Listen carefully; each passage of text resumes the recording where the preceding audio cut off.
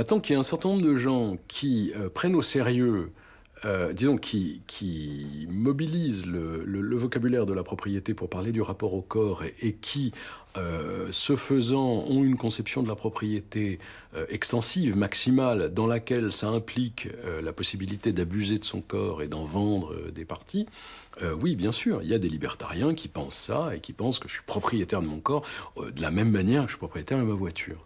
Donc, dès lors qu'on pense que la propriété, c'est des ressources linguistiques pour parler des choses, on peut défendre ces idées-là. Moi, je pense que la vraie question, c'est de savoir est-ce qu'on a envie de vivre dans un monde où des gens qui, parce qu'ils sont dans la misère, peuvent vendre leurs reins ou pas. Est-ce que c'est vraiment ça qu'on veut ? Si l'individu peut se considérer comme propriétaire de son propre corps, se pose alors la question de l'appropriation du corps d'un autre, de l'esclavage. L'esclavage serait-il le fantôme qui hante le concept même de propriété ? Chaque être humain est né avec un droit égal à la liberté. Tous les êtres humains de la Terre, quels qu'ils soient, ont un droit naturel égal à la liberté. Le problème, c'est que les sociétés ne l'ont pas forcément reconnu.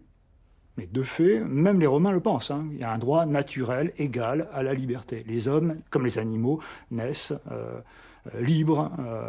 Voilà. Simplement, les Romains, Cicéron dit, bah oui, le problème, c'est que ils ne demeurent pas libres. Ils s'arrêtent à un moment donné parce que les sociétés choisissent d'organiser de l'esclavage ou des choses comme ça. Et c'est la Déclaration des droits de l'homme de 89 qui, d'ailleurs, établit une bascule et sort en fait de cette logique du droit romain qui est présente jusqu'au XVIIIe siècle, et qui dit les êtres humains naissent libres et égaux en droit et le demeurent.